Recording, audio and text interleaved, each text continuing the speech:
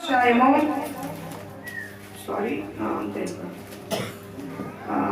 మత్తయి సువార్త 2వ అధ్యాయము 10వ వచనం. నేను చదువుతాను, ఫస్ట్ వినండి.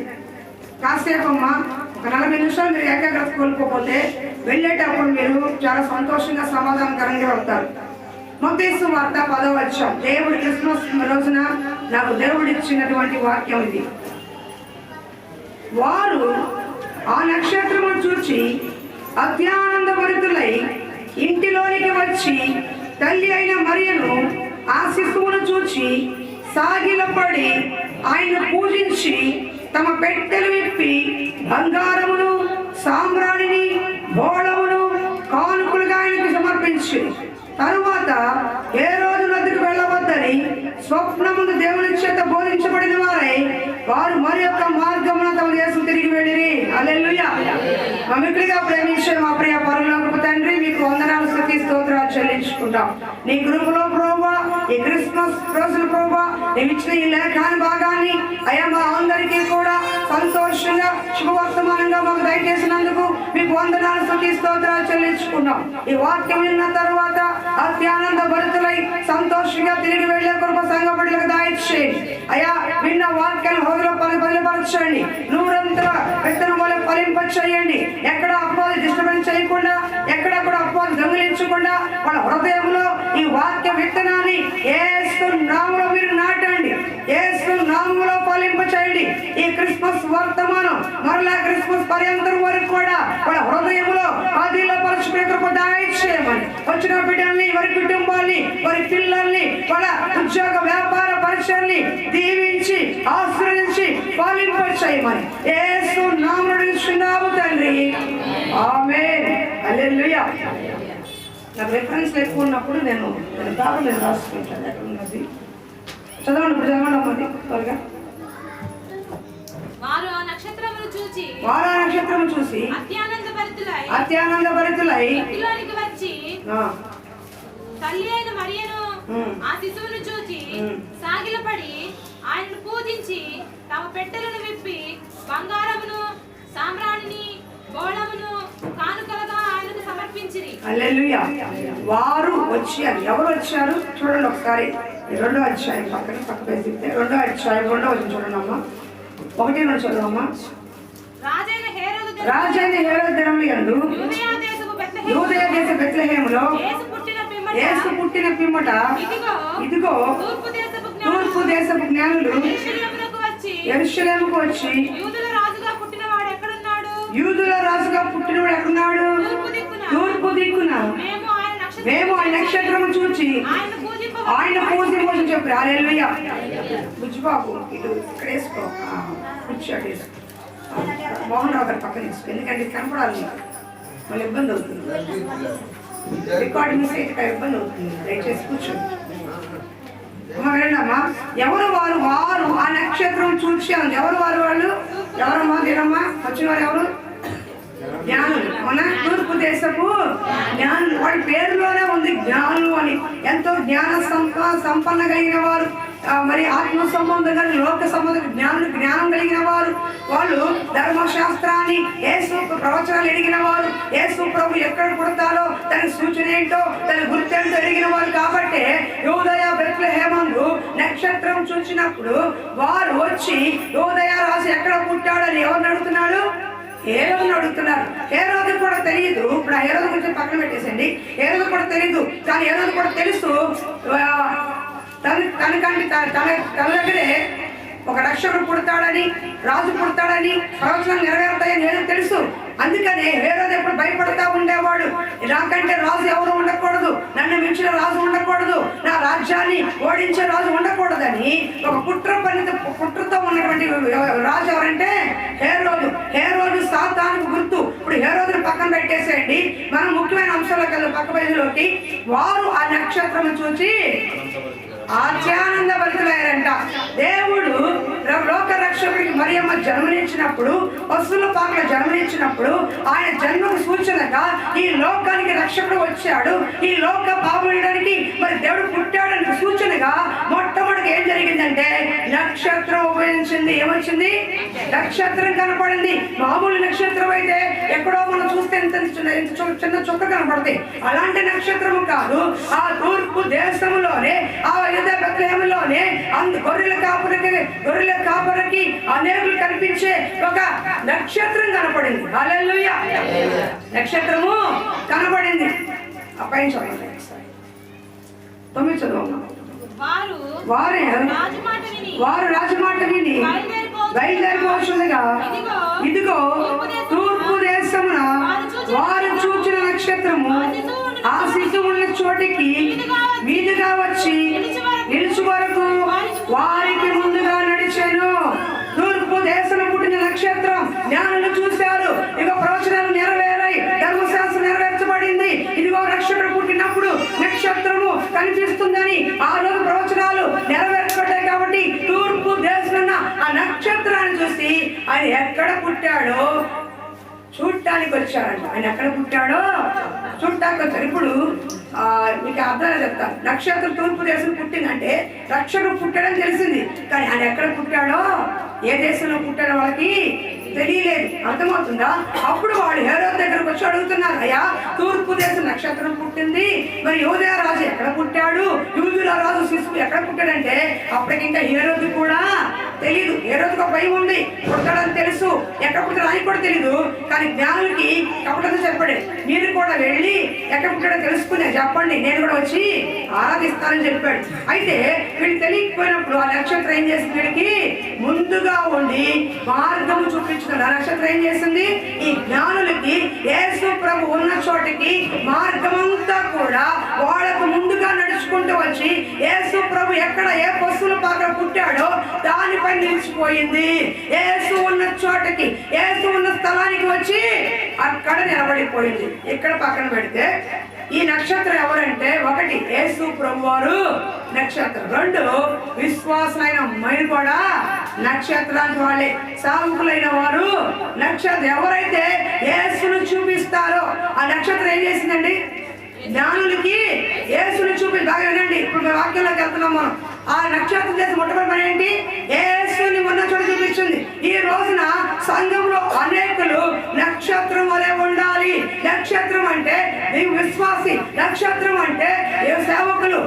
ఆ నక్షత్రము తూర్పు దేశ జ్ఞానులకి ఏ విధంగా యేసు ప్రభు ఉన్న చోట చూపించిందో సంఘంలో ఉన్న బిడ్డలు, సంఘ విశ్వాసులు అనేకులు దారి తప్పిపోయిన వారికి, పాపములో ఉన్న వారికి, బంధకాల్లో ఉన్న వారికి, చీకటిలో ఉన్న వారికి, వ్యసనములో ఉన్న వారికి మార్గముగా నక్షత్రం వలె మీరు ఉండాలి.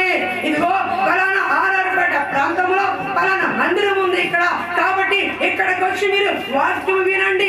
ఈ స్థలమందు దేవుని వాక్యం ఉంది, ఈ స్థలమందు దేవుని వాక్యం ఉంది, ఈ స్థలమందు దేవుని సత్యం ఉందని మీరు చెప్పి తీసుకొచ్చే నక్షత్రాలు వలె ఉండాలి. హల్లెలూయా. నక్షత్రం అంటే మనమే. ఆ రోజు యేసు ప్రభుని చూపించిన నక్షత్రం, ఈ రోజున నువ్వు నేను నక్షత్రంగా మారిపోవాలి. దానియేలు గ్రంథం 12:3 చెప్తుంది, ఎవరు అనేకులు తిప్పుతారో వారు నక్షత్రం వలె నిరంతరము ప్రకాశిస్తారంట. ఏం చేస్తారంట? ప్రకాశిస్తారంట. ఈ రోజు ఎంతమంది మనం తిప్పుతున్నాం? మనమే తిరగట్లేదు, ఎంతమంది తిప్పుతాం? కానీ నక్షత్రం అంటే దారి చూపించేది. ఏనండి బాగా, ఒకప్పుడు మీకే ఎవరన్నా దారి చూపి కూర్చునే వాళ్ళ ఇక్కడ మీరు కూర్చున్నారు. ఒకప్పుడు మీ కష్టంలో ఉన్నప్పుడు, బాధలో ఉన్నప్పుడు, కృంగిపోయి ఉన్నప్పుడు, ఏదైనా సందర్భంలో బాధపడుతున్నప్పుడు ఎవరో ఒక వ్యక్తి ముక్కు మొహం తెలియవచ్చు, బంధువు కావచ్చు, ఎవరో ఒకరిని ఒక మార్గం చూపించాడు. కాబట్టి ఇక్కడికి వచ్చి మీరు కూర్చున్నారు. ఒకరు ఇక్కడే కాదు, ఏ మందిరంలో ఎవరు కూర్చున్నా ఎవరో ఒకరు వాళ్ళ వెనకాల ఒక నక్షత్రంగా ఉన్నారు, ఎవరో ఒకరు వాళ్ళ పక్కన నక్షత్రంగా ఉన్నారు. కాబట్టి ఒక వ్యక్తి మందిరంలో కూర్చోగలుగుతున్నాడు. లోకంలో లక్షలాది మంది ఉన్నారు, లోకంలో కోట్లాది మంది ఉన్నారు, కొద్ది మంది మాత్రం ఇక్కడ ఉన్నాము, కొద్ది వేల మంది అక్కడ ఉన్నారు, ఇంకా చాలా మంది ఉన్నారు. కానీ ఆ ఎవరో ఒక ఇంటి పక్కన ఉన్నవాళ్ళు, బయట వాళ్ళు, ఉద్యోగంలో ఉన్నవాళ్ళు, వ్యాపారంలో ఉన్నవాళ్ళు, ఇరుగు పొరుగు అమ్మలక్కలు ఎవరో ఒకళ్ళు మందిరానికి రండి, మా మందిరానికి రండి, మా వాక్యం వినని చెప్పినప్పుడు, వాళ్ళు బాధలో వచ్చినప్పుడు, కష్టం వచ్చినప్పుడు ఏమవుతుంది? వాళ్ళు నక్షత్రాలుగా మారతారు. ఏం మారతారు? ఈ రోజున దేవుడు క్రిస్మస్ మాసంలో వచ్చింది, రక్షణగా వచ్చింది. అయ్యా నేను లోకంలో పుట్టాను, 33 సంవత్సరాలు జీవించాను, మీ కొరకు ప్రాణం పెట్టాను, మీకోసం నిత్య జీవాన్ని కూడా ఇచ్చాను. ఇప్పుడు నేను చేయాల్సిన పని నేను చేశాను, నేను పుట్టిన పని నేను ఎందుకు వచ్చిన దాని పని అయిపోయింది. కానీ ఇప్పుడు మీకు ఒక పని అప్పగిస్తున్నాను. మీరు ఇక మీద నక్షత్రం వలె ప్రకాశించే వారిగా ఉండండి.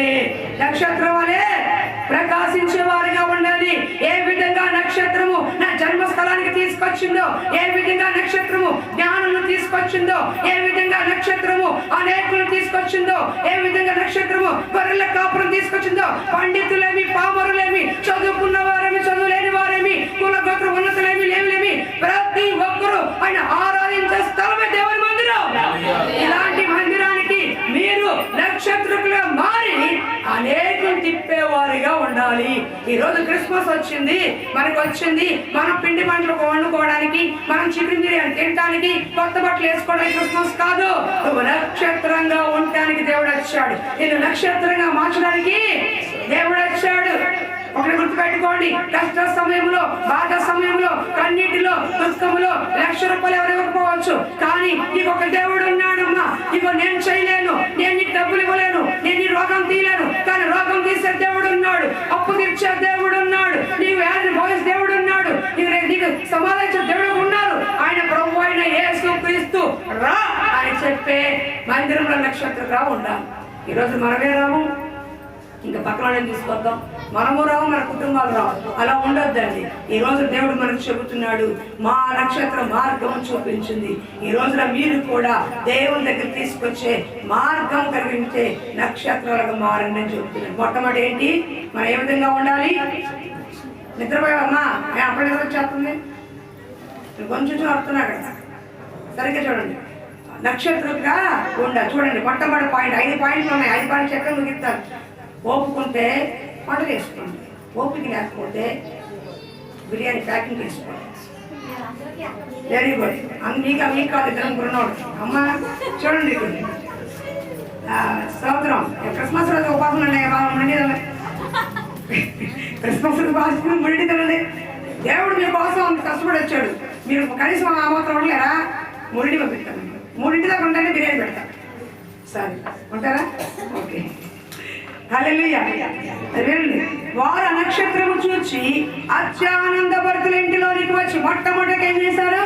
ఆ నక్షత్రము చూచి, దేవుడు ఉన్న స్థలానికి నక్షత్రం ఏ విధంగా వచ్చిందో, ఏ విధంగా చూపించిందో, జ్ఞానం తీసుకొచ్చిందో, మొట్టమొదటిగా మనము కూడా సంఘములో నక్షత్రం వలె ఉండేవారుగా ఉండాలి. ఈ ఇరుగు పొరుగు వారు కానీ, బయట వారు కానీ, నువ్వు పనిచేసే చోట కానీ, వ్యాపారస్తుల్లో కానీ, ఏ స్థలమైనా ఎవరన్నా బాధపడుతున్నారంటే, అప్పుల్లో ఉన్నారంటే, ఇరుగు ఇబ్బందుల్లో ఉన్నారంటే, నీకొక రక్షకుడి పరిచయం చేస్తాను, రా మా మందిరంలోకి రా అని చెప్పి తీసుకురావాలి. ఈ రోజున మందిరాలు పరిచయం ఎలా అవుతుంది తెలుసా?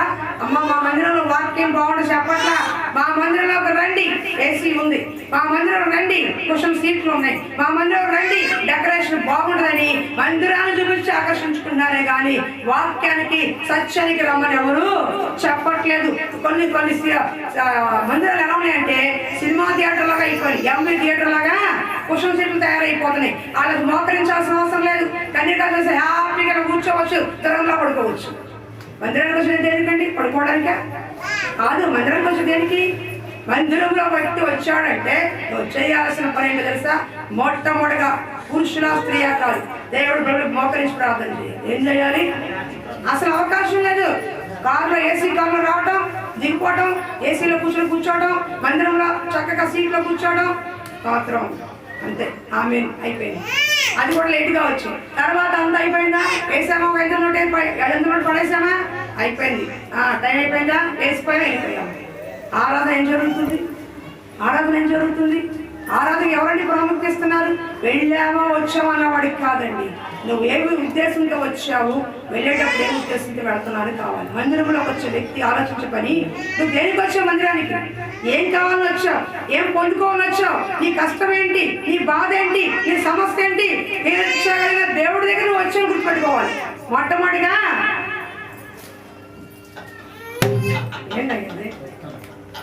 ఏంటది? వాటర్ తగిలిందా? హల్లెలూయా. అర్థమవుతుందా? యేసు రక్తం వేసాం. ఒక్కొక్కరు ఎంత వాచన పెట్టట్లా ఇంకా వాచన ఎందుకు అమ్మ లేకండి అనేవాడు. యేసు రక్తం వేసి పాప పొద్దున తెల్లవారుతల 3కి వేసి ఆట వేసుకున్నాడు కదా, అందుకే నిద్ర వస్తుంది. సరే వినండమ్మా, ట్రావెల్ చేయకండి. యేసు రక్తమే చెప్తుంది. అలా కాదు, మందిరంలోకి వచ్చే వ్యక్తి పాపిని పరిశుద్ధంగా మార్చే స్థలమే దేవుని మందిరం అంటే. కష్టములో, బాధలో, కన్నీటితో ఎవరైతే మందిరంలోకి వస్తారో మీరు సాగిలపడి నమస్కరించి మోకరించి అయ్యా ప్రభువా ఇదిగో నా పరిస్థితిని దీనంగా తగ్గించుకుని దేవుణ్ణి అడుగుతారో వారికి దేవుడు కార్యాలు చేస్తాడు.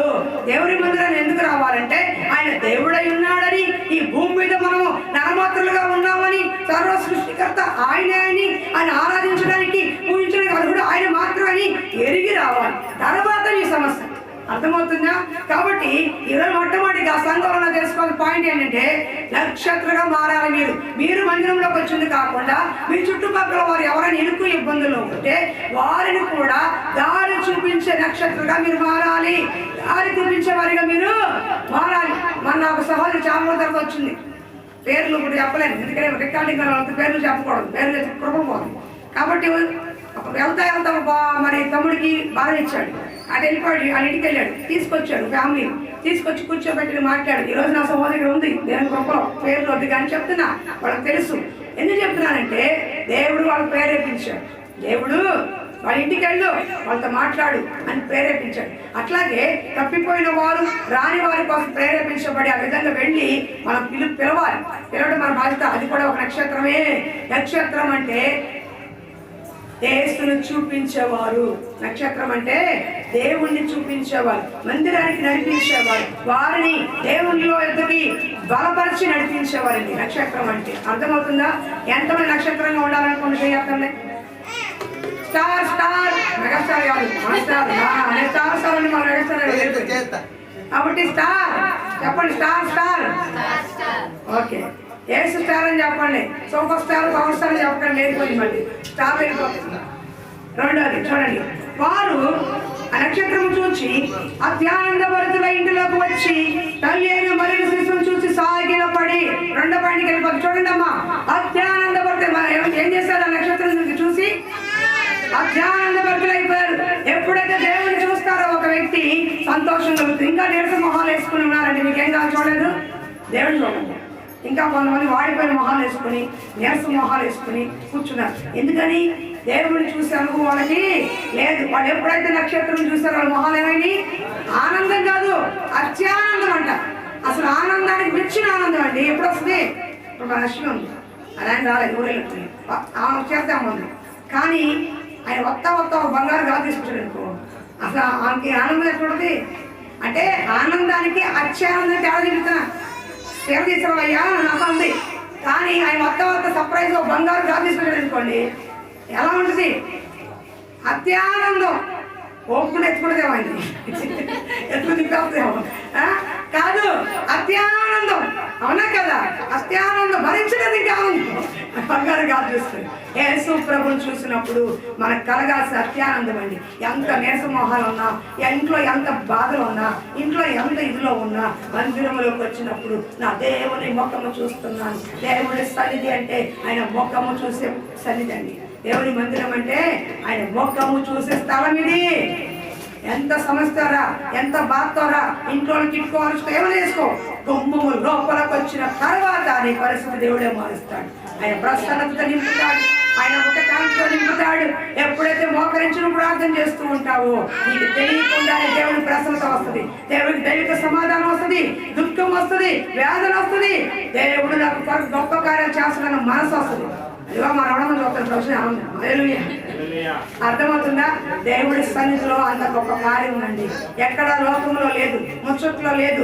అత్యానందని కలగాలంటే దేవుని ముఖము చూస్తే వస్తుంది. అర్థమైందా? ఇప్పుడు మహేష్ బాబు చూడడానికి ఎక్కడ ఉంది? ఇక్కడ సూపర్ స్టార్ ఏదో స్టార్ మహేష్ బాబు చూపించుకోవడానికి ఎంతమంది సంతోషపడతారు? మహేష్ బాబు, మా మహేష్ బాబు అని ఈ కేరింతలు కొడతారు. అవునా కాదు? ఎందుకని? ఒక సినిమా యాక్టర్ వస్తేనే ఆనందం చూస్తారు. ఆడొచ్చా నిమిషం పనిచేస్తాడు. కానీ నిత్యము నీతో ఉండి నీతో వసించువాడని ఆయన చూస్తే నీకు ఎంత ఆనందం కావాలి. కాబట్టి మందిరంలోకి వచ్చినప్పుడు నీరసమోహాలు వేసుకుని రాబాకండి. నీరసం అంతా ఇంట్లో పెట్టండి, మీ బాధ అంతా అక్కడ పెట్టుకోండి, మీ కష్టం అంతా అక్కడ చెప్పులు వదిలేసి బయట వదిలేసి లోపలికి వచ్చినప్పుడు నా దేవుని ముఖమును చూడటానికి వచ్చాను అని చెప్పాలి. ఒకటి గుర్తుపెట్టుకోండి, ఎక్కడైనా మీ ఇంట్లో అయినా సరే, మందిరంలో అయినా సరే, సంఘంలో అయినా సరే, మీకు ఏ బాధ ఉన్నా బయట వాళ్ళ ఇంటికి వెళ్ళినప్పుడు నీ మొహన కనిపించుకోండి, ఇతరుల ఇంటికి వెళ్ళినప్పుడు మీ బాధ కనిపించుకోండి, సంఘంలోకి వచ్చినప్పుడు మీ బాధ కనిపించుకోండి, బంధువుల ఇంటికి వెళ్ళినప్పుడు మీ బాధ కనిపించుకోండి. ఈ బాధ వేదన దుఃఖము ప్రభు యేసుక్రీస్తు కనపడాలి. రహస్యముగా నీ తండ్రికి నీ కన్నీరు కనపడాలి, బహిరంగంగా నీ జవాబు చేస్తాడు. ఎందుకో తెలుసా, ఎన్నన్నా ఉన్నాయి, ప్రతి ఒక్కరికి చెప్పుకోలేదు. బయటికి వెళ్ళిపోలేదు, బయటికి వెళ్ళిపోయింది, బయటికి తీసుకెళ్ళిపో, బయట మాట్లాడాలి. నీకు అర్థమవుతుందా? కాబట్టి ఎన్నైనా ఉండొచ్చు, బయటికి వెళ్ళి ఎవరైనా ఇంటికి వచ్చినప్పుడు చెప్పే పరిస్థితి ఉంటే చెప్పండి, అవకాశం ఉంది, కానీ నవ్వండి, ఏది ఉన్నా సరే నవ్వండి. అంతేకాని అదే మొహంతో అదే బాధతో ఉంటే అది మంచి అలవాటు కాదు. ఇది ఫ్యామిలీ లైఫ్ లీడ్ చేసి నేర్చుకోండి. ఎప్పుడైనా సరే ఒకరి ఇంటికి వెళ్ళవచ్చు, ఒకళ్ళు మన ఇంటికి రావచ్చు, ఆ కాసేపు అయినా వాళ్ళకి ఆనందం పంచాలి. ఆ కాసేపు అయినా మీరు నిజమైన భార్య భర్త తెలుసా, భర్త బయట ఎన్ని పనులు ఉన్నా, ఎన్ని అప్పులు ఉన్నా, ఎంత బాధగా ఉన్నా, లోపల వడ్డీని కట్టాలి, ఇది కట్టాలి, అది కట్టాలి, లోపల కుమిలిపోతున్నా పైకి మాత్రం భార్య తెలిస్తే ఎక్కడ బాధపడుతుందని పైకి మాత్రం ఏం పర్వాలేదులే అన్నాను చూసుకుంటా ధైర్యం చెప్తాడు. నిజమైన భార్య అంటే లోపల పప్పులు ఉప్పులు కొదువుగా ఉన్నా, బట్టలు కొదువుగా ఉన్నా, పిల్లలు ఒక రకంగా ఇబ్బంది పెడుతున్నా సమర్థించుకుంటూ వెళ్ళిపోయి సహిస్తూ భరిస్తూ వాటిని వచ్చిన అమౌంట్తో ఒక 100 రూపాయలు 200 వచ్చినా సరే సరిపెట్టుకుని భర్త రాగానే వేడిగా ఒక ముద్ద అన్నం పెట్టి పిల్లలకు పెట్టి తర్వాత ఏం చేయాలని ఆలోచించుకునేది నిజమైన ఒక భార్య పిల్లలు. ఎందుకు తెలుసా, త్యాగమూర్తులు. అది అర్థం. మనకి ఎన్నైనా ఉండొచ్చు, కానీ బయట వెళ్ళినప్పుడు కానీ వచ్చినప్పుడు కానీ మనం ముఖంలో చూపించకూడదు. నేర్చుకోండి. అలా ఉంటే మీ ఇల్లు సిరి సంపదలతో ఉంటారు, మీ ఇల్లు సిరి సంపదలతో ఉంటుంది. ఇంటికి రావాలని ఎవరైనా సంతోషంగా వస్తారు, మొహం మీద తలపేసుకుంటే ఎవరు రాదు. కాబట్టి జ్ఞాపకం చేసుకోండి. అత్యానందపడతాడు దేవుడిని చూసిన మీకు, మందిరంలోకి వచ్చిన నీకు ఏం కలగాలి? మొట్టమొదట సంతోషం కలగాలి. టైం అవుతుంది, త్వరగా పెట్టకపోవాలి. మీరు దాని దగ్గర చూడండి. ఏం కలగాలి? సంతోషం కలగాలి. ఎంతమంది చెప్పండి సంతోషం కలిగి చెప్పండి. హ్యాపీ క్రిస్మస్ అప్పుడు చెప్పాలి నాకు. నేను చెప్పని చెప్తున్నా, అన్నిటికీ కిషోర్ ముందు ఉంటాడు, పేదలాగా. అయ్యా పేదలాగా ముందుంటున్నావు, కానీ పేదలాగా సంఘం నిలబెట్టు. అది పేదలుగా ఇది నిజంగా పేదలండి పంపిస్తాడు, కానీ యేసు ప్రభు ఏం చెప్పి ముందుండేవాడు నిజంగా. అందుకే దేవుడు సంఘాన్ని అప్పగించాడు. అర్థమవుతుందా? ముందుండేవాడు కరెక్టా దేశపుర నా తెలిసిపోను కూడా ఆయన దేశప్రభు ఎవరో తెలియదు అని కూడా అయింది. కాబట్టి ఏది ఏమైనా సరే ఈ రోజు నన్ను తీర్మానం తీసుకోండి. సంఘంలో నేను నక్షత్రంగా మారాలి, నన్ను సరి చేసుకుంటూ అనేకులకు మార్గం చూపించే నక్షత్రంగా నేను మారాలి. రెండోది, మందిరంలోకి వచ్చిన మీరు అత్యానందపడుతుంటే నా దేవుని మందిరంలోకి వచ్చాను, నా దేవుని చూడటానికి వచ్చాను, వాక్య రూపుగా అయితే నేను మాట్లాడడానికి వచ్చాను, ఆయన నాతో మాట్లాడని సంతోషంతో రండి. మూడోది, సాగిల పడాలి. ఏం చేయాలి? సాగిల పడమంటే అడ్డంగా పడుతుంది. ఈ గుళ్ళో చెప్తారు కొంత కొలుదండాలి అంటారు. ఏదన్నారు? ఈ రాష్ట్రంలో సాగిపడాలంటే ఇక్కడ తెలవాకండి లేనిపోయింది. సాగిపడాలి కాదు, మిమ్మల్ని తగ్గించుకుని మోకరించండి. నేను చాలా మంది చూస్తా, నేను ఫస్ట్ మోకరించి కాస్త ప్రార్థన చేసి కూర్చుంటాను, కానీ రాత్రి కూర్చుని పోతారు, రాత్రి కింద కూర్చుని పోతారు. అట్లా కాదండి. పురుషులైనా స్త్రీలైనా ఓపుకున్నా లేకపోయినా ఒక్క నిమిషమైనా మీ మోకాళ్ళు దేవుడిని వంగాలి. ఆ జ్ఞానులైన వాళ్ళు ఎంతో ఉన్నతమైన వాళ్ళు, ఎంతో జ్ఞాన సంపన్నులు. అలాంటి వారే యేసు ప్రభు పసిపాడు ముందు సాగిల పడ్డారంట. అప్పటికి ఇంకా దేవుడు కాదు, దైవత్వం ముందు ఏం చెప్పారు జ్ఞానులు? సాగిల పడ్డారు. అప్పుడు మీరు సాగిల పడద్దు, కానీ ఇక్కడ కేసు సరిపోదు, మోకరించండి. ఏం చేయాలి? మీరు ప్రార్థన అన్నప్పుడు మోకరించండి. మీ మోకాళ్ళు ఎంత వండుతాయో మీ మొక్కలు అంత తెల్లగా ఉంటాయి. కేరళలో రాసుకోవసరంలా ఇంకెవరు రాస్తారమ్మా? ఎవరు రాస్తారు? ఏం పూసుకుంటారు? లేవు మొత్తాన మట్టి, ఆ మట్టి ఈ మట్టి ఏమో మొత్తారు ముయ్యండి. మా మామ శరం నాకు తేడా పూసింది, ఇంటికి రుద్ది పెట్టింది, ఎంత తెల్లగొన్నాయో. సరే ఏమైనా పూసుకోండి, కానీ మీ మోకాళ్ళు మందిరంలో కానీ ఇంట్లో కానీ వంగితే మీ ముఖము తెల్లవారుతుంది. గుర్తుపెట్టుకోండి, దేవుని యొక్క మీ మోకాలు మచ్చలు పడితే మీ ముఖము తెల్లవారుతుంది. జాన్ హాడ్ అనే వ్యక్తి ప్రార్థన చేసి ఆయన గుండె కుడివైపులో ఎడవైపు వచ్చేసిందంట, కొంచెం జరిగిందంట, అంతగా ప్రార్థించాడంట.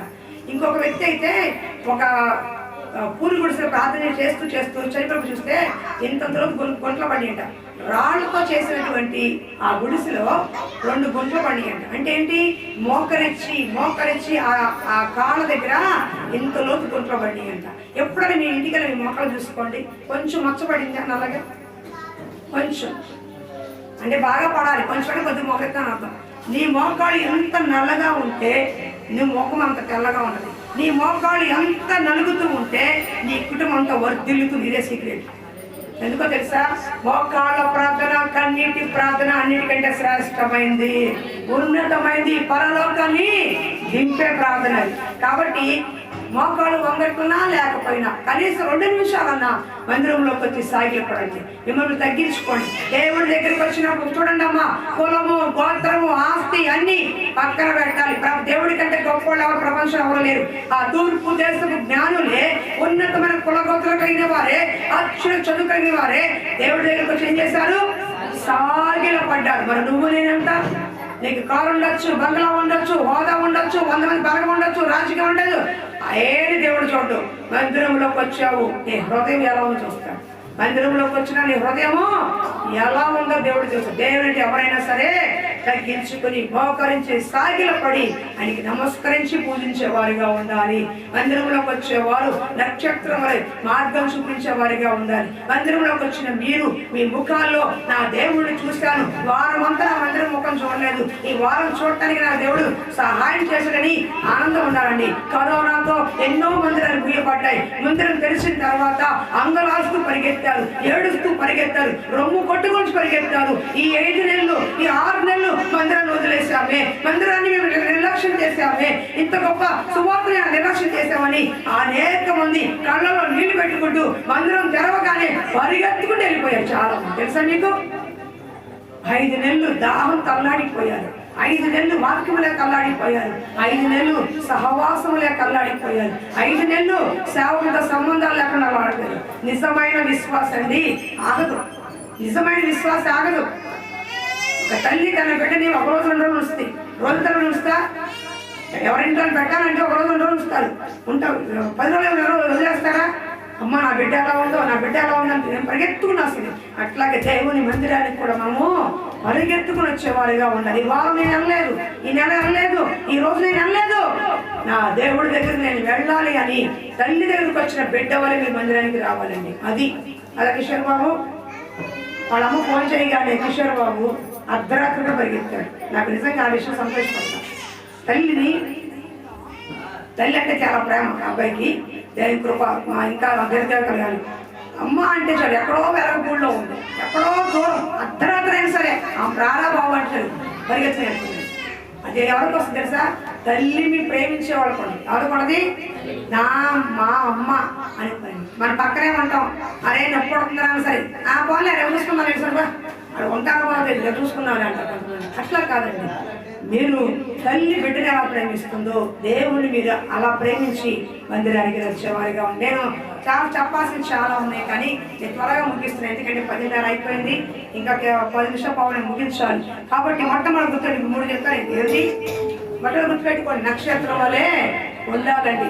నక్షత్రం వల్ల ఉండాలంటే కొంచెం శ్రమ పడాలి. మామూలుగా నక్షత్ర స్టార్ ఎలా అవుతారు? నేను మాట చెప్తాను, సినిమా గురించి చెప్పట్లేదు కానీ ఒక వ్యక్తి గురించి చెప్తాను. మెగాస్టార్ ఉన్నాడు, చిరంజీవి అనుకోండి, నాకు తెలిసినవాడు కాదు. చిరంజీవికి చాలా మంది మెగాస్టార్ అంటే మీకు అర్థం కాదు, స్టార్ అవ్వాలని చెప్తున్నా. మెగాస్టార్ నువ్వు అయిపోయాడా?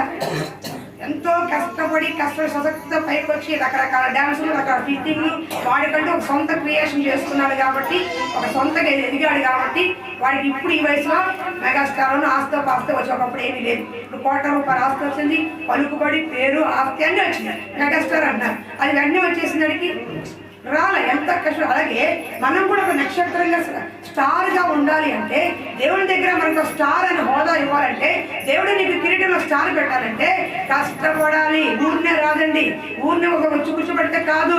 మీరు సాధనంగా వాడుకున్నారు దేవుడు, మన వల్లే వాళ్ళు వచ్చారని అనుకోకూడదు. ఆ వ్యక్తి రావడానికి నువ్వు పాత్రగా వాడుకున్నాడు, ఆ వ్యక్తికి రావడానికి నిన్ను ఒక పాత్రగా వాడుకున్న విషయం గుర్తుపెట్టుకోండి.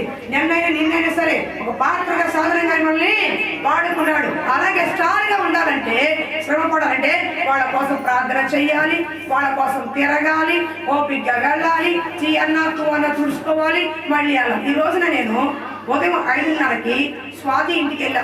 క్రిస్మస్ రోజు ఎవరింటికి వెళ్ళా, ఎప్పుడో మానేసిన పని పొద్దున సాయం డబ్ల్యూడీ అవుతుంది హాస్పిటల్లో 15 వెళ్తున్నారని వెళ్తే నిద్రపోతుందని లేవటం దాన్ని అక్క నువ్వు వచ్చావు అక్క, ఎంత సంతోషం అక్క అని చేయబట్టేసుకుంది. మళ్ళీ చేయబట్టేసుకుంది. అక్క వచ్చావు అక్క, క్రిస్మస్ మా ఇంటికి వచ్చావు అక్క, దేవుడు వచ్చిన అయిపోయింది. వచ్చిందా వద్దున 5:30 లేపా, స్వాతి రామ్మ అని. నన్ను సంతోషపడింది, నాకు సంతోషం వేసింది. కానీ వచ్చిందా అది. కానీ నా ప్రయత్నం నేను చేశాను. ఒకరోజు వస్తుంది, ఒక రోజున అక్క మా ఇంటికి వచ్చారే వద్దు కూడా అని తెలుసుకున్న ఒక రోజున వస్తా, అంతేగాని మానకూడదు. అలాగే ఓపిక చేసుకుని మనం కూడా ఇగో లక్ష్మిని అడుగుతా, అరుగు మీద కూర్చొని లక్ష్మి రా వస్తున్నానండి అని కనపడదు. మళ్ళీ అడుగుతా వస్తున్నానండి కనపడదు.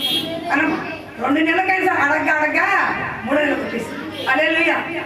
అర్థమవుతుందా? అంటే ఏంటి, వాళ్ళు వచ్చే వరకు కూడా మనం కొంచెం సాగతీస్తా ఉండాలి.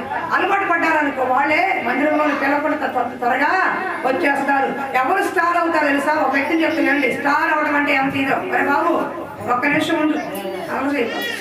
మా పిల్లలు అలా చేస్తారు, చూసుకోండి. మీకు డేవిడ్ లివింగ్స్టన్ వ్యక్తి తెలుసా? డేవిడ్ లివింగ్స్టన్ మిషనరీ తెలుసా? స్టార్ అంటే ఆడండి. Mother Teresa star, David Brainerd star, William Carey గారు స్టారు. అర్థమవుతుంది. వీళ్ళు అసోసియేషన్ స్టార్, యేసు ప్రభు స్టారు, శిష్యులు స్టార్లు, సేవకులు స్టార్లు, మీరు సూపర్ స్టార్లు. హల్లెలూయా. డేవిడ్ లివింగ్స్టన్ అనే వ్యక్తి, నేను క్లుప్తంగా చెప్తున్నాను. స్టార్ అంటే ఎవరంటే అలాంటి వ్యక్తిని దేవుడు స్టార్ అంటారు. ఆయన డాక్టర్ చదువుకున్నాడు, చిన్న వయసులోనే దేవుడు భయభక్తి కలిగి ఉన్నాడు, డాక్టర్ చదువుకున్నాడు. చైనాకి వెళ్ళాలనుకున్నాడు పరిచయం కోసం, కానీ దేవుడు ప్రేరేపించి చీకటి ఖండమైన ఆఫ్రికా ఖండానికి వెళ్ళమన్నాడు. అక్కడ సువార్త లేదు, బహు భయంకరమైనటువంటి తెగలో ఉన్నవారు, వాళ్ళకి బహు క్రూరమైన స్వభావం లేని మనుషులు వాళ్ళు. అలాంటి చోటికి ఆయన వెళ్ళాడు. భార్య 2 పిల్లలు ఉన్నారు, రమ్మన్నాడు. పిల్లలు పాలు తాగే పిల్లలు కాబట్టి ఇప్పుడు నేను రాలేను, మీరు వెళ్ళండి అంది.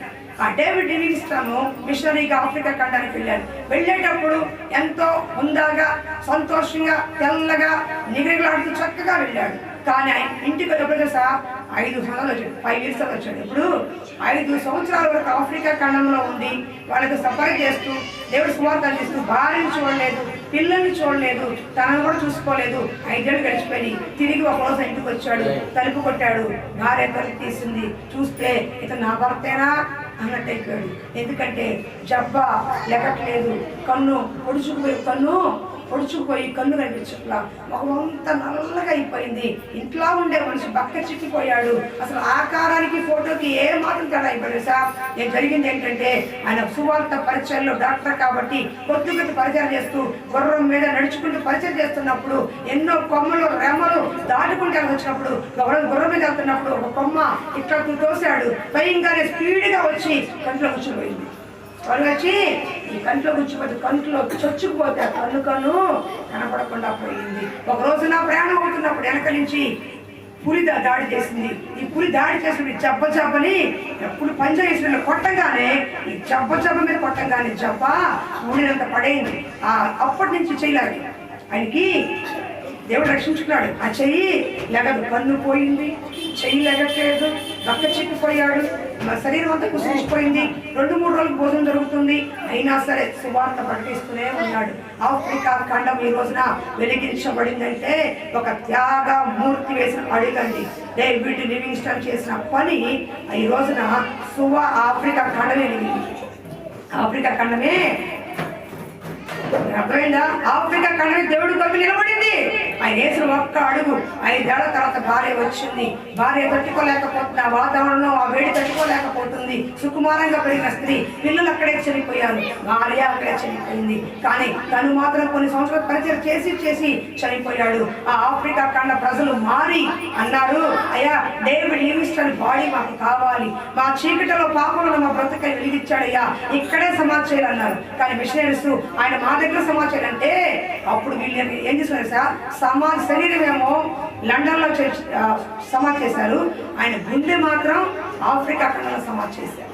ఎందుకో తెలుసా, ఈ వ్యక్తి మమ్మల్ని వెలిగించాడు, ఈ వ్యక్తి మాకు దారి చూపించాడు. యేసు ప్రభు దగ్గరికి దారి చూపించిన వ్యక్తి అని ఎప్పటికీ ఆఫ్రికా ఖండంలో డేవిడ్ లివింగ్స్టన్ అంటే ఎంతో పేరండి. ఆయన చనిపోయి చాలా సంవత్సరాలు, ఇప్పటికీ నక్షత్రంగా ఉన్నాడు. ఈ సూపర్ స్టార్ మెగాస్టార్ ఉన్నంత వరకే, తర్వాత ఎవరు కానీ డేవిడ్ లివింగ్స్టన్ కానీ, విలియం కేరీ కానీ, మదర్ తెరీసా కానీ చరిత్ర ఉన్నంత కాలం వచ్చేంత వరకు కూడా నక్షత్రాలుగా చెప్పుకుంటారు. నక్షత్రం అంటే అదండి, అంతేగాని వచ్చిపోయేది కాదు, నిలబడేది. దేవుడి కొరకు నిలబడాలి, దేవుడి కొరకు అనేకుల్ని నిలబెట్టాలి. డేవిడ్ బ్రెయిన్ హార్ట్ 29 సంవత్సరాలకి చనిపోయాడు. 19 సంవత్సరాల వయసులో దేవుడు నమ్ముకున్నాడండి.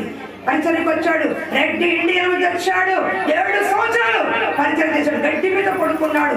15 కిలోమీటర్ వెళ్ళి రావడం, 30 కిలోమీటర్ రొట్టె ముక్క కోసం గుర్రం మీద తెచ్చుకునేవాడు. క్షయవ్యాధితో బాధపడుతున్నాడు, కుర్రవాడే, మెడిసిన్ దొరకట్లా, క్షయవ్యాధి రక్తం చేసుకుంటున్నాడు, సువార్త తగ్గిస్తున్నాడు. 7 సంవత్సరాలు మీరు ఒక్క ఆత్మ కూడా రక్షించబడాల, శరీరం కుసించిపోతుంది, చావు దగ్గర పడుతుంది, ఏడుస్తున్నాడు. 7 సంవత్సరాల నుంచి నేను వీళ్ళ కోసం ప్రార్థన చేస్తున్నా, ఉపవాసం ఉంటున్నా, కన్నీరు విడుస్తున్నా, ఇంకా రక్షించబడలేదు, ఒక్క ఆత్మ కూడా రక్షించబడలేదు. ఇంకా నేను చనిపోయే టైం అయిపోయింది కదా ప్రభు అని ఏడుస్తున్నప్పుడు ఆ టైంలో రెడ్ ఇండియన్లు కొంతమంది మారు మనసు పొందుకున్నారండి. చనిపోయే వయసుకి 29 ఏళ్ళకి చనిపోయాడు. క్షయవ్యాధితో తరచూ ఉపవాసాలు ఉండేవాడు, తరచూ ప్రార్థన చేసేవాడు, తరచూ గడ్డి మీద మనుషులు పడుకునేవాడు, అవకాశం లేక, ఉంటే తినేవాడు లేకలేదు. కానీ ఎక్కువగా సువార్తకి రోజు 14 గంటలు ప్రార్థించేవాడు డేవిడ్ బ్రెయిన్ హార్ట్. క్షయవ్యాధితో రక్తం చేసుకున్నా సరే లెక్క చేయకుండా సువార్త. ఈ రోజున రెడ్ ఇండియన్లో ఒక కదలిక వచ్చి కొన్ని వేల మంది మార్పు చెందారు. ఒక వ్యక్తి త్యాగం వల్లగా ఏం పోలేదు. మేము నిలబడకునే కాదు, ఎందుకు చేసుకున్నామంటే చేస్తున్న ఒక వ్యక్తి త్యాగము సంఘానికి ఆశీర్వాదం, నలుగురికి ఆశీర్వాదం. ఎవరో ఒకరు లేకపోతే ఎవరుంటారు? ఒక మదర్ తెరీసా అయితే ఎవరితో ముష్టి నువ్వు చెప్తామా? అవునా? కాబట్టి నిలబడండి, దేవుని కొరకు మిమ్మల్ని త్యాగపూర్తంగా నక్షత్రం నిలబడండి. అది అనేకులకి ఆశీర్వాదం. నువ్వు స్టార్గా ఉంటే నిన్ను చూసి అనేకులు వస్తారు. బారుగా ఉంటే కాదు, స్టార్గా ఉండాలి. ఏముండాలి? పొద్దున చెప్పానే, ఇంటి ముందు స్టార్, ఇంట్లో బారని అట్లా ఉండద్దు, స్టార్గా ఉండండి. మిమ్మల్ని చూసి అనేకులు వస్తారు. 3-4 చెప్పి ముగించేస్తారు, 10 నిమిషాలు ముగిస్తారు. వెళ్ళేటప్పుడు నీకు స్వీట్ పెడతారు, నమ్మండి. నవలక్ష్మి నీకు చెప్తారు. 3 సాంబ్రాణి చదువు. తమ పెట్టెలు విప్పి బంగారమును, సాంబ్రాణిని, గోళమును కానుకగా సమర్పించింది. ఇప్పుడు చెప్పండి, క్రిస్మస్కి వచ్చారు, ఎంతమంది బంగారం తీసుకొచ్చారు?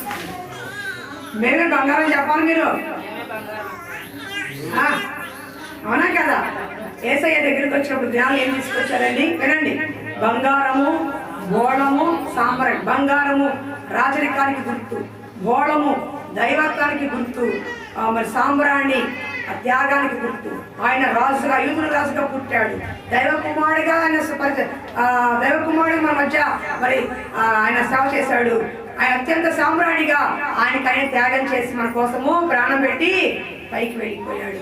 ఇది సాదృశ్యం తెలుసా? బంగారము, గోళము, కానుక దేవుడి కంటే ఎక్కువ కాదు అని ప్రశస్తమైనది, అత్యంత విలువైనది, ఖరీదని సమర్పించారు. బంగారం విలువైందా కాదా? ఆ రోజుల్లో విలువైంది కాదమ్మా, పడుతుందా? బంగారం విలువైందా కాదా? మరి విలువైన కానుక ఎందుకు ఇవ్వాలంటే జ్ఞానం ఏం చేశారు?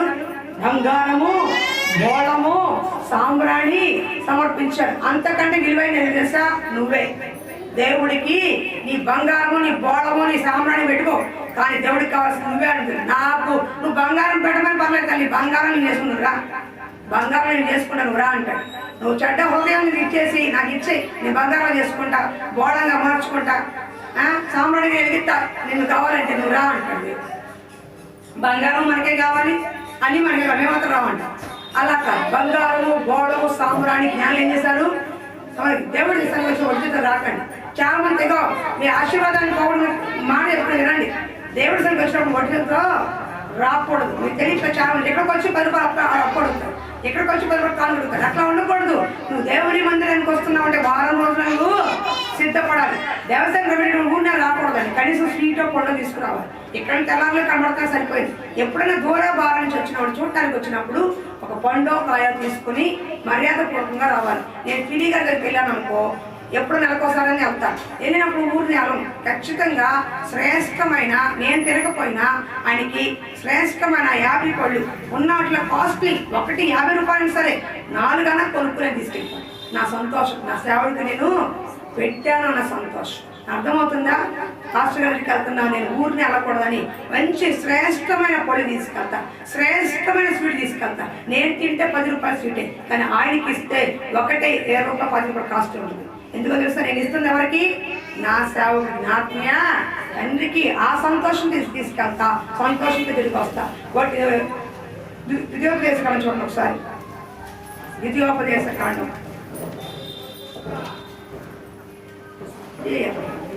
నిర్గమకాండం 23:15. నిర్గమకాండము 23:15 చదవండి. పులియని రొట్టెల పండగను ఆచరించవలెను. చదువు కింద చదువు, లాస్ట్ మాట చదువు. ఆజ్ఞాపించినట్లు కాదా 23:15 ఏం చెప్పాడు ఆయన? నా సన్నిధిని మీరెవరు వట్టి చేతులు, అంటే చేతులు ఊపుకుంటా రాకూడదు. ఒకటి బైబిల్ ఉండాలి మీ దగ్గర. ఏముండాలి? దేవుడి సన్నిధికి వచ్చిన మీలో మొట్టమొదటిగా ఏముండాలి? బైబిల్ ఉండాలి. ఫోన్లు చెప్తున్నా సీరియస్ గా, ప్రతి ఒక్కరు బైబిల్ కొనుక్కోండి. ఒక్క కూర అంత ఉండదండి, మీరు తినే కూర అంత ఉండదు. ఒక రోజుకి వచ్చి 200, ఒక వారం వస్తే 250 కూర కొనుక్కుంటారు. మీరు కుటుంబం కావాలంటే 250 పెడితే బైబిల్ వస్తుంది, కొనుక్కోండి. ఒక వారం కూర పోయినా పర్వాలేదు, ప్రతి ఒక్కరు బైబిల్ కొనుక్కోండి. అయ్యా గౌరీ, ఈ చేతిలో వచ్చే వారు బైబిల్ ఉండాలి. ఇది కాదు, ఈ బైబిల్ ఉండాలి, నేను ఇచ్చింది కాదు. అబ్బా తెలియట్లు బాగా ఉన్నాయి మా దగ్గర చెప్తున్నా. ప్రతి బైబిల్ తీసుకునే మందిరంలో రండి, బైబిల్ కొనుక్కోండి, త్యాగం చేసుకోండి. ఒక్క బైబిల్ కోసమే ఒక పిల్ల కొన్ని 100 కిలోమీటర్లు కొనుక్కోవాలి. మేరీ జోన్స్ అనే పాప బైబిల్ కొనుక్కోవడానికి ఆ రోజుల్లో విపరీతంగా కష్టపడి ఒక 120 కిలోమీటర్లు నడుచుకుంటూ వెళ్ళి బైబిల్ కొనుక్కుందంట. ఆ ఒక్క పాప కొన్న బైబిల్కి బైబిల్ చదివి గుర్తుకొచ్చింది తెలుసా? మేరీ జోన్స్ అనే పాప బైబిల్ కొనుక్కోవడానికి 120 కిలోమీటర్లు ప్రయాణించి ఒక్క బైబిల్ కొనుక్కుంది. ఆ బైబిల్ కొనుక్కోవడానికి తనకి 6 నెలలు పైన పట్టింది. రూపాయి కూడబెట్టుకుని కడుపు మార్చుకుని బైబిల్ కొనుక్కోవాలి, బైబిల్ అనే ఆశతో ఎన్నో కిలోమీటర్లు ప్రయాణం చేసి అక్కడ ఒక భాష దగ్గరికి వెళ్ళి, అయ్యా నాకు బైబిల్ కావాలంటే, బైబిల్ లేవమ్మా వస్తే కలవదంటే, ఇన్ని కిలోమీటర్లు వచ్చానయ్యా నాకు ఒక్క బైబిల్ అనే కావాలని ఏడుస్తుంటే ఆ పాప ఆసక్తి చూసి ఆ పాస్టర్ గారు తన దగ్గర బైబిల్ ఇస్తాడంట. ఇచ్చి అప్పుడు ఈ బైబిల్ కోసం ఎంతగా ఆరాటపడుతున్నారే, ఎంతగా చూస్తున్నారే, ఇంకెంతమందికి కావాలని చెప్పి బైబిల్ సొసైటీ ఇండియా ఆ పాపను బట్టి స్థాపించబడిందంట. హల్లెలూయా!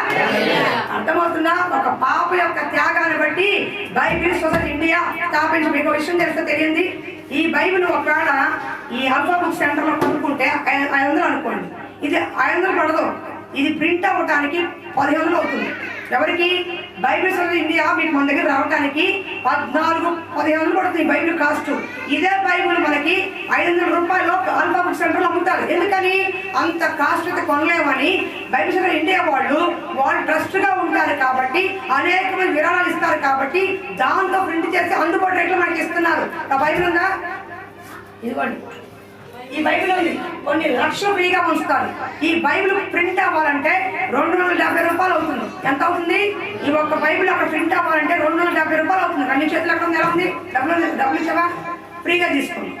ఇలాంటి బైబిల్స్ కొన్ని వేలు ఏంటయ్యా, ఈ బైబిల్ కొన్ని వేలు ఫ్రీగా పంచుతారు. అవునా కదా? బయట పంచుతారు, చూసారు మీరు ఎప్పుడైనా బైబిల్? ఎందుకని? అందరికీ కూడా సువార్త అందాలి. మరి 2 డబ్బులు ఎవరు పెడతారు? ఎంతో మంది వ్యాపారస్తులు, ఉద్యోగస్తులు దీనికోసం ఓటీ చేసి, దీనికోసం ఎక్స్ట్రా పని చేసి ఆ డబ్బులు త్యాగపూర్తిగా బైబిల్ పంపిస్తే నీ చేతిలో బైబిల్ ఉంటుంది. ఈ రోజున ఈ చేతిలో బైబిల్ ఫ్రీగాను కొనుక్కోవడానికి అవకాశం దొరుకుతుంది. దాన్ని కొట్టమే మన గగనం. ఆ పాప ఆ రోజు చేసిన ఒక పని కోసం ఒక సొసైటీ పుట్టుకొచ్చిందండి. మరి మీ చేతుల్లో నా బైబిల్ చదవరు, బైబిల్ తెచ్చుకోరు, ఎవరు మానేయండి, ఏమవుతుంది? ఈ కొత్త సంవత్సరం దగ్గర బైబిల్ ఉండాలి. ఇంట్లో ఎంతమంది ఉన్నారో నీ భర్త దగ్గర, నీ దగ్గర, నీ కూతురు దగ్గర ఏముండాలి? బైబిల్ ఉండాలి. అవసరం ఒక 2 వారాలు కూర మానేసేయండి, నిజం. కొంచెం తగ్గించుకోండి, 250, 300 పెట్టి బైబిల్ వచ్చేస్తుంది. ఇది ఉండాలండి మన ఇంట్లో, ఇది ఉండాలి. ఇది ఆయుధం మనకి. ఇది లేకపోతే ప్రతి ఒక్కరు, చిన్న పెద్ద పురుషులు, ఆఖరికి ఎవడు నువ్వు బన్నా వాడికి అవి కూడా బైబిల్ కొనిపెట్టండి. నేను చూస్తాను రేపు 1వ తారీఖు కల్లా ఇక్కడున్న అందరికి బైబిల్ ఉండాలి. త్యాగపూర్తిగా కొనుక్కుంటారో, పని చేసి కొనుక్కుంటారో, ఓటీ చేస్తారో మీ ఇష్టం, కానీ బైబిల్ మనం తెచ్చుకోండి, మానకండి. అర్థమవుతుందా? సాంబ్రాణి గోళం అంటే మందిరంలోకి వచ్చి మీ దగ్గర ఏముండాలి? బైబిల్ ఉండాలి. వచ్చేటప్పుడు గబగ వచ్చేసామండి, పర్సులో డబ్బులు లేవండి, అరే 10 రూపాయలతో కడిగేస్తానా అని అడిగే పరిస్థితులు. మీరు శనివారం ఏం చేసుకోవాలి? సిద్ధపరచుకోవాలి. మీరు ఎంత వేస్తారో మీ ఇష్టం, మీ ఇచ్చ, కానీ శనివారం మీరు ఏం చేసుకోవాలి? సిద్ధపరచుకోవాలి. రేపు మందిరంలో వెళ్తున్నాను కాబట్టి ఇదిగో ఈ కానుక నేను మందిరంలో వెయ్యాలని సిద్ధపరచుకోవాలి. 3వది, ఎవరో కూడా మందిరానికి ఒడిచేత రావడం అంటే ఏదో రాదు, ఒక ఆశతో రావాలి. దేవుడి మీద ఒక ఆశతో రావాలి, ప్రేమతో రావాలి. అయ్యో నా బ్రతికేంటి, ఒక సమాధానం కోసం ఒక దేవుడి దగ్గర వినండమ్మా, దేవుడి దగ్గర ఒకటి పొందుకోవాలని ఆశతో రావాలి. ఊరికి ఊరు వెళ్ళిపోతారు, ఊరికి వస్తే ఊరినే వెళ్తారు. నా దేవుడి మందిరానికి వెళ్తున్నాను, ఈ రోజున నాకు ఇలా ఉంది, వాక్యం ద్వారా దేవుడు మాట్లాడాలని కూర్చుని రావాలి. అప్పుడు దేవుడు వాక్యం ద్వారా ఎవరు నిలబడ్డా దేవుడు మాట్లాడతాడు. అర్థమవుతుందా? అలా రావాలి. కాబట్టి బంగారము, సాంబ్రాణి, గోళము సమర్పించారు కాబట్టి మీరు బంగారం సమర్పించకపోయినా మీ హృదయాన్ని దేవుడు సమర్పించండి. ఏంటి? మీ హృదయాన్ని దేవుడికి సమర్పించండి. కొంత ఇక్కడ పెట్టుకోవద్దు, సగం పని చేయొద్దు. హృదయం నిండా ఎవరైతే ఉంటారో వాళ్ళకే ఉన్నట్టు. నీ హృదయంలో దేవుడు ఉన్నాడా? నీ హృదయం ఇంకెవరికి స్థానం ఉందా? ఇక్కడ ఇస్తే కుదరదండి. దేవుడికి పరిపూర్ణంగా ఇవ్వాలి. ఏమివ్వాలి? పరిపూర్ణంగా ఇవ్వాలి. ఒకసారి మళ్ళీ చెప్తున్నా, ఒక భర్త, ఒక కోటీశ్వరుడు భార్యకి కార్లు ఇచ్చాడు, బంగ్లా ఇచ్చాడు, పనివారు ఇచ్చాడు, ఎంత కాండ లక్షలు బీరువాలో మురుగుతున్నాయి, కానీ సంతోషం, సమాధానం లేదు. ఎప్పుడు చూసినా భార్య ముఖం మడుచుకుంటది, దిగులుతో ఉంటది. ఏంటి? ఒక రోజున అడిగాడు, నీకు ఇంత కోటి చేసే ఇల్లు ఇచ్చాను, బంగ్లా ఇచ్చాను, కారు ఇచ్చాను, పరివారం ఇచ్చాను, ఇంత ఇచ్చాను కదా, ఇంకా నీ మొహం అంటే నీ మనసు నాకు ఇవ్వలేదు, ఈ ప్రేమ నాకు ఇవ్వలేదంటే నో, ఈ ప్రేమ మాత్రం నీకు కాదు, ఇంకొకరికి ఇచ్చేసాను అన్నాడు. ఏ విషయం?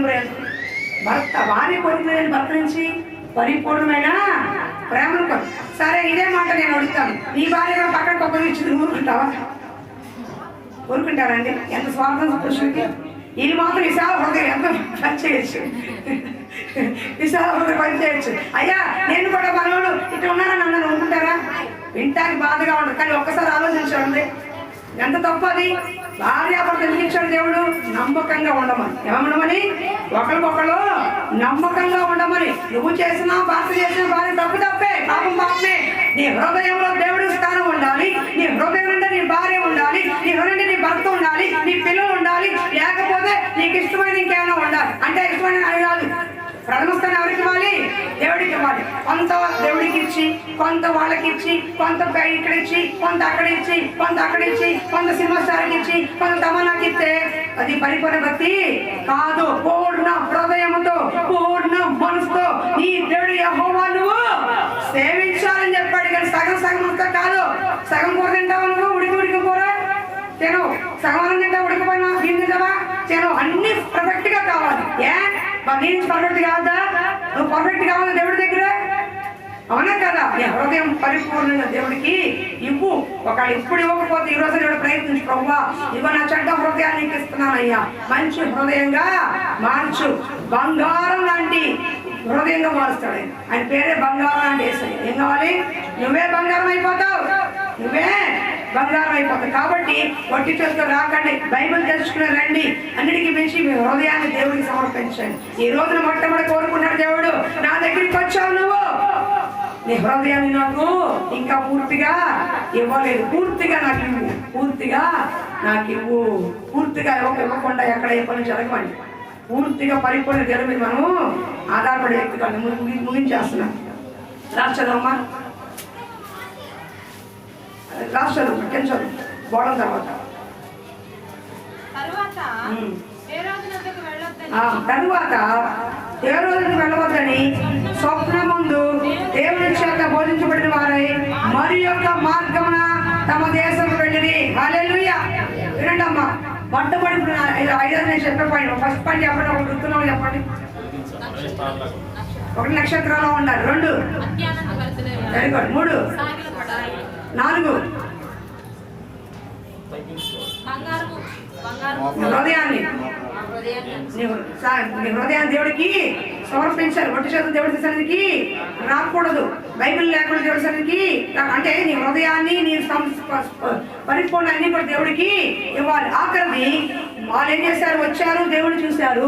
ఏ రోజు దగ్గరికి వెళ్ళొద్దు, ఏ రోజు చెడ్డవాడు, అదో సాతాను బిడ్డ, కాబట్టి మీరు ఈ మార్గం కాకుండా మరి యొక్క మార్గమున వెళ్ళిపోండి అని దేవుడు ప్రకటించింది. బాగా వినండి, ఈ రోజున దేవుడి దగ్గరకు వచ్చిన నువ్వు దేవుని మార్గములో ఉండాలి, సత్య మార్గములో ఉండాలి, పరిశుద్ధంగా ఉండాలి తప్ప మరొక మార్గములోకి నువ్వు తిరిగి వెళ్ళకూడదు.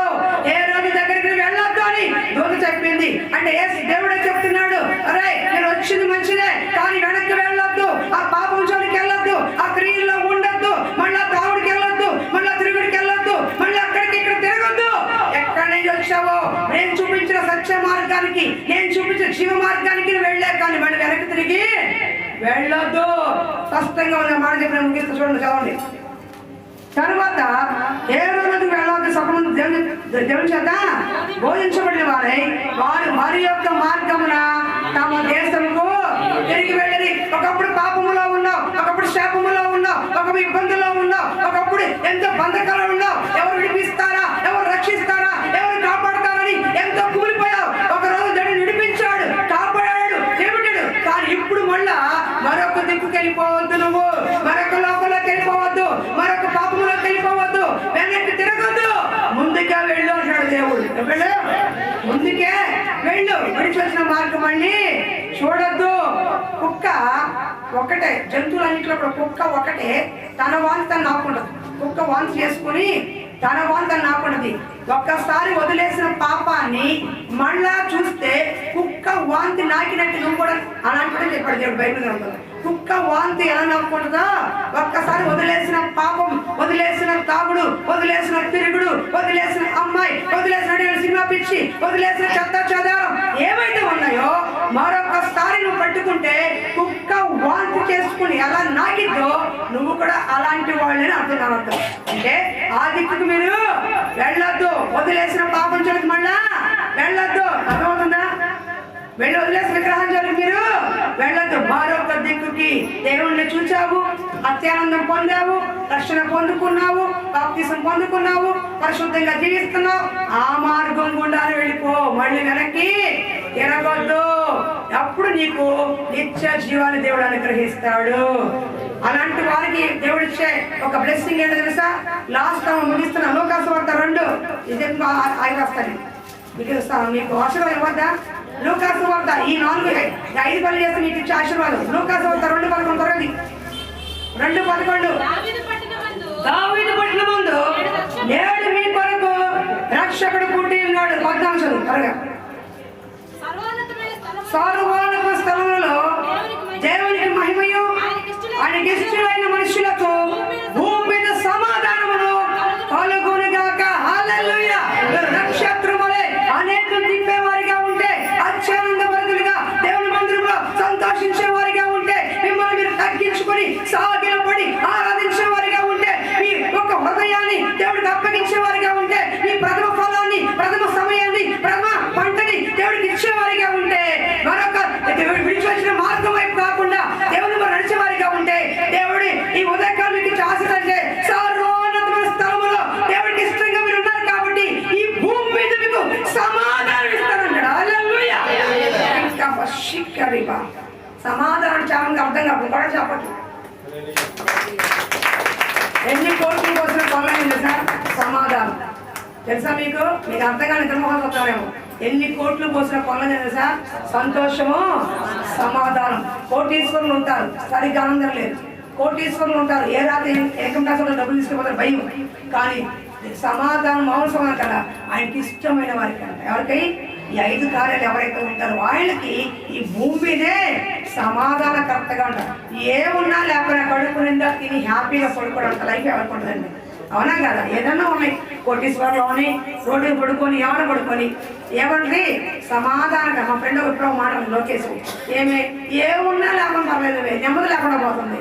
ఏముండే ఏసీ ఉంది, బెడ్ ఉంది, టీవీలు అన్నీ ఉన్నాయి, కానీ ఏమి లేదు, మనసుకు నెమ్మది లేదు. అది డబ్బుతో ఇచ్చేది కాదు, దేవుడిస్తూ వచ్చేది. సమస్త జ్ఞానం కంటే గొప్ప సమాధానము, దైవిక సమాధానం ఈ రోజు మొదలుకొని మీ కుటుంబాల్లో ఏలుబడి చేయను గాక. సంతోషమైన శుభ కార్యములు మీ కుటుంబంలో జరుగును గాక. గొప్ప రక్షణ కార్యాలు మీ కుటుంబంలో జరుగును గాక. సారు ఓల్డ్ దేవుడు మీ కుటుంబంలో నూతనముగా జన్మించును గాక. ఈ రోజు దేవుడు మీరు మోసుకెళ్తుంది, సమాధానకర్తగా ఇంటికి తీసుకెళ్ళండి. ఇది మొదలుకొని మీ కుటుంబంలో సమాధానం నిలిచి ఉంటుంది. హల్లెలూయా. దేవుడు మీ మాటలు కొద్దిగా దీవించుగాక. చివరి ప్రార్థన జాన్ బాబు చేస్తుందిగా ఒక్క నిమిషం.